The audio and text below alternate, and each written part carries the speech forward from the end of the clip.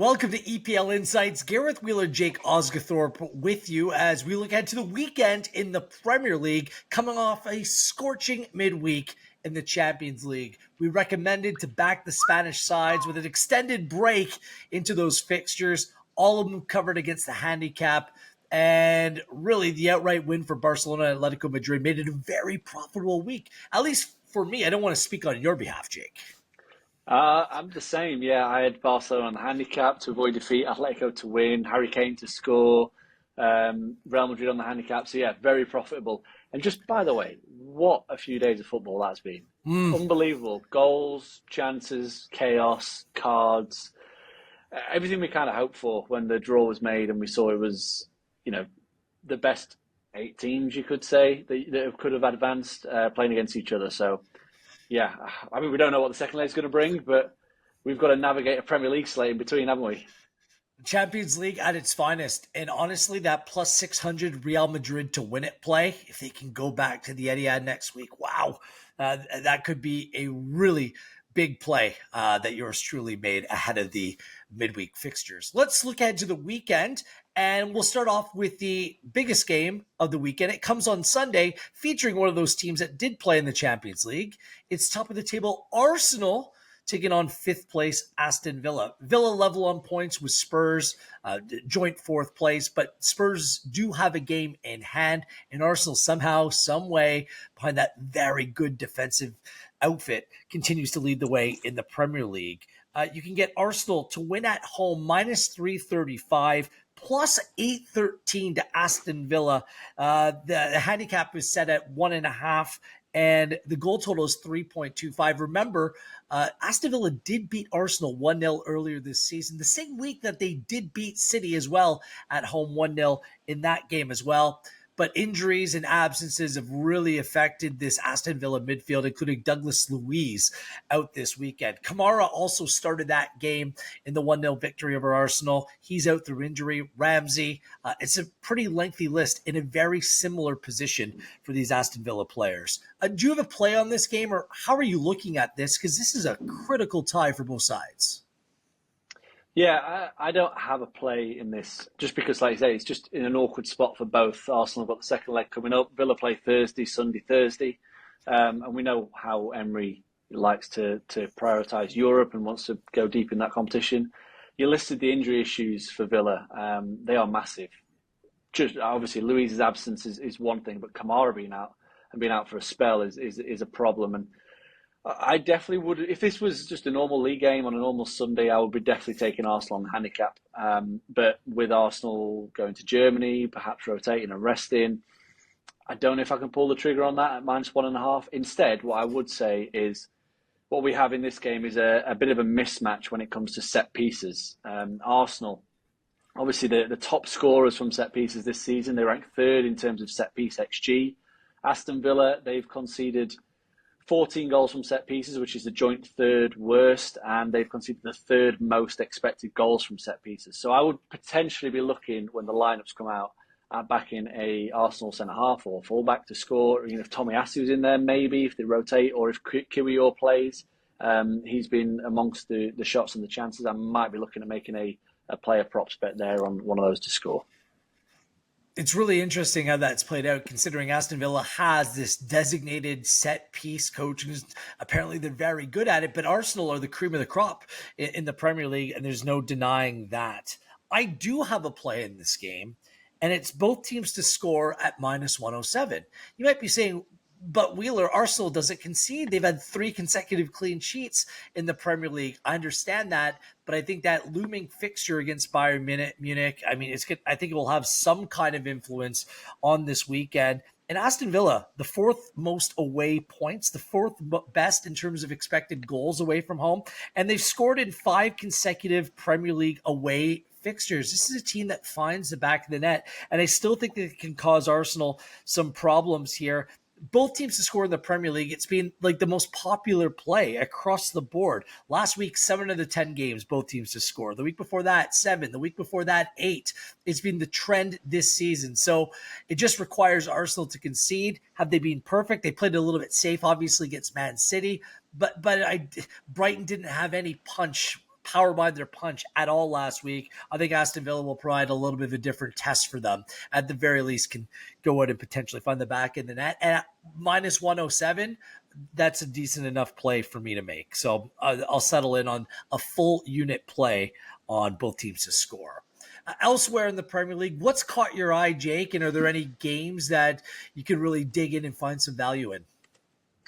Yeah, we have talked a lot about the just obscene amount of goals this season. So whenever there's a line that's set over 2.5, I'm always looking to get that onside. And that's the case when Forest host Wolves. The line's at over 2.5. We're getting minus 116 for the overs. I'm taking the overs. Forest are in an absolute, they are out of the relegation zone on goal difference only. And they'll have this down as a very winnable game. Wolves are missing some key players still. And I know that obviously hurts the chances of them maybe contributing to this scoreline. But we saw with Forest against Fulham, they're more than capable of scoring 3 with their attacking ability. But they're shaky defensively, as we saw last week against Spurs. So I do think Wolves will get chances. Cunha should be back as well, which obviously gives them some kind of focal point in attack. And I just thought the line was too low at over 2.5. I'd make it at least 2.75. So happy to make that play. Anything else in terms of the weekend slate? Yeah, I'm going back to a tried and trusted old friend, Liverpool to win and both teams to score against Crystal Palace. We're recording this before Liverpool play Atalanta, but over the course of this season, up until that game, they've won 21 of an unbeaten 24 at home, but have conceded in 17 of those matches. So whenever you're getting a price around plus 159, which it is now, Liverpool to win and both teams to score certainly appeals, especially now Palace have got Eze back, they've got Elise back. They are more than capable of frustrating, playing a bit deeper, playing on the counter-attack and get on the score sheet. I want to ask you about the total in the Newcastle Spurs game, because all the metrics between whether it's head-to-head, whether it's recent form, both teams just play the over each and every week, both teams to score. The total set at 3.5 at minus 108 for the over. Is 3.5 too high for a game like this? What's your read on that? Yeah, I think it's a little bit too high. I think Newcastle, they've gone a bit bonkers, specifically at home, but the last couple of games has definitely deterred me from taking this kind of line. 1-1 at Everton. They struggled to create in that game, really. Limited Everton okay until that goal. And then against Fulham, it was pretty much the same. And yeah, obviously Spurs, bit of a live wire, especially at home, but their away matches have been, especially recently, a little bit disappointing. The performances as well. I mean, they've won 1 of the last 6 away games, which is not the kind of form you need if you're going to seal top 4. Yeah, I think that the line looks a little bit too high to me. I think it's maybe one to take the unders, but it's always it's a play I won't be making just because I know that there is a capability of both these teams hitting 3 or 4 against each other. So, but yeah, I do think the value would side with the under. I'll be keeping my eye on the markets on Pinnacle before I make any play, but as of right now, no play for me either. I do have a couple other plays as we randomly run through the entire slate almost here in the Premier League this weekend. I like Manchester United on the draw no bet at Bournemouth at plus 108. It seems a big number. Bournemouth smashed United at home. Head you like Bournemouth head. in this one? Because I feel like for the Cherries, it's kind of like feels like mission accomplished. They haven't played very well.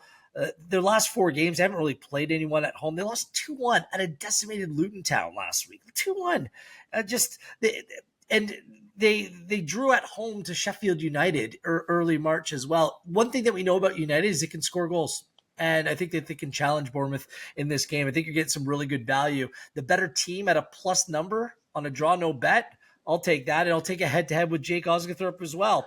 Man City, Luton Town. What you're missing there, Wheels, is that Man United aren't the better team. Bournemouth are a better team than Man United. And they're not. Saying about Sheffield United, Luton, they play in a style that negates Bournemouth's press, which is what they're good at. They play a bit direct and try and turn you a little bit. Man United will not do that. They'll play straight into Bournemouth's hands, just as they did at Old Trafford, and Bournemouth will have their way with them. I think this is definitely one.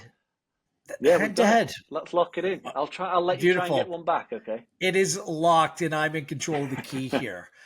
Very quickly, Man City, Luton Town. City have that upcoming fixture against Real Madrid at home midweek. I think they're going to look for a low event, easy home win over Luton Town. Again, a side that's decimated. I can't believe it, but both teams have scored no in a City win. You get it minus 125. City have been perennially giving up goals at home, but they've only given up 13 and 16 home games. It just seems like it's like one here, one there. I just don't think that drip, drip, drop continues this weekend against Luton Town based upon the injuries. And West Ham Fulham, again, another draw, no bet. Fulham at plus 117. They're a dreadful away side, although they did win at Old Trafford. But West Ham plays Leverkusen Thursday. Jared Bowen's a massive question mark. Fulham already beat West Ham 5-0 this year. All the metrics for me side with Fulham coming away with something here. And again, at a plus 117 for a draw, no bet with these two games against Leverkusen on tap for West Ham. I just think it's a really good spot for Fulham, who, by the way, are one of the very few fully healthy sides right now in the Premier League. Anything to add to close, Jake? No, I think we've covered pretty much every game there very quickly, but that's what you get when there's only one good game on the slate. Well, there's another one to look at now because there's a Wheels and Osgathorpe head-to-head to look forward to this weekend. Yeah. On behalf of Jake and everyone at Pinnacle, I am Gareth Wheeler. Enjoy the weekend in the Premier League.